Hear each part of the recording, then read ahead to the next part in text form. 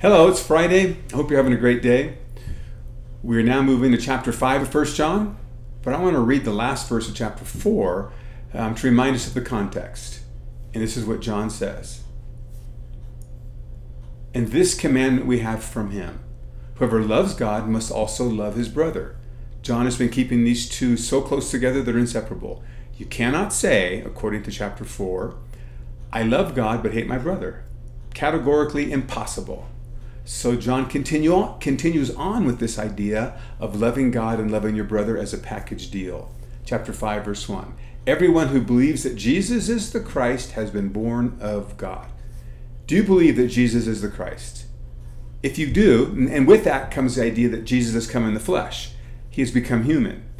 If you believe that, and I assume you do, you've been born of God. God is your Father. You're born again, according to the Gospel of John, chapter 3. And everyone who loves the Father loves whoever has been born of him. He's saying the exact same thing. If you believe in Jesus, you are born again. You belong to the Father. You're his child. And with that comes an innate desire to love your brothers and sisters, other people born of God. Verse 2, by this we know that we love the children of God when we love God and obey his commandments. Now John reverses it. First it was love God. If you love God, then you keep his commandment and love your brother. Well, how do you know that you love God? Well, because you love his children. If you love the children of God, then you love God and you keep his commandments. Now he goes from commandment, love your brother, to commandments, plural. Verse 3, for this is the love of God, that we keep his commandments, and his commandments are not burdensome. When it says this is the love of God, it could be taken two ways. The Greek could be translated there as love for God or God's love for us. Well, given that verse 2 mentions when we love God, we obey his commandments, we should read this as the New Living Translation translates it. Loving God means keeping his commandments. This is a theme all through John from chapter 2 on.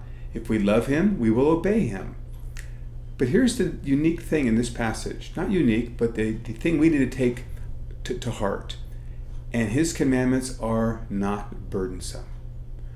So I believe we've swallowed a lie from the devil that the commandments of God are overwhelmingly hard. The commandments of God are a burden that you can't keep. And they're a weight on our shoulders that bring us down. So grateful for forgiveness and grace, which I am very grateful for that. But that's not the point of the New Testament. The point of the New Testament is you've been born again. You've been made like his son, Jesus Christ. And you've been empowered to obey. That comes with the new covenant. Ezekiel 36, verse 27, I believe it is.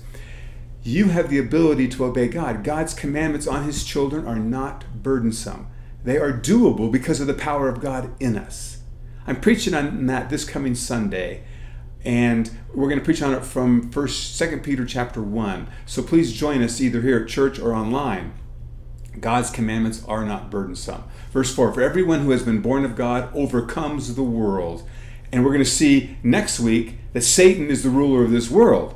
But we've overcome him because Jesus has overcome him and we are in Christ. We are children of God. And this is the victory that has overcome the world, our faith. Who is it that overcomes the world? Except the one who believes that Jesus is the Son of God. So when it says that what we have, it says here, and this is the victory that overcome the world, our faith. And then it says, who is the one who's overcome the world except the one who believes? The word faith and believe are the same root word. Faith is the noun, believe is the verb. In Greek, it's the same root word. Your faith, which is a gift from God, according to Paul in Ephesians chapter 2, your faith overcomes the world. Your faith in Jesus has enabled you to come alive in Christ, and you no longer belong to the kingdom of Satan. This is a beautiful truth. We need to remind ourselves of this over and over. My faith in Jesus, my trust in him. I grab a hold of him and I'm saying, I'm never letting go of you, Jesus. That trust, that surrender to him, that's faith. He changes my life. I'm taken out of the kingdom of darkness, controlled by Satan, put in the kingdom of his beloved Son. That's Colossians chapter 1. And I've overcome the world now. And part of overcoming the world is obeying God's commandments. And part of God's commandments is loving my brothers and sisters. The hallmark of being a Christian should be loving your brothers and sisters.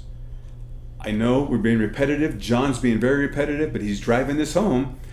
And frankly, we need to really remember this today in this time of this virus. I'm really surprised how often even brothers and sisters in Christ are criticizing each other over something when they should become united together. Even if we disagree, we need to show a humility and a kindness and patience with one another, which is how you just demonstrate love.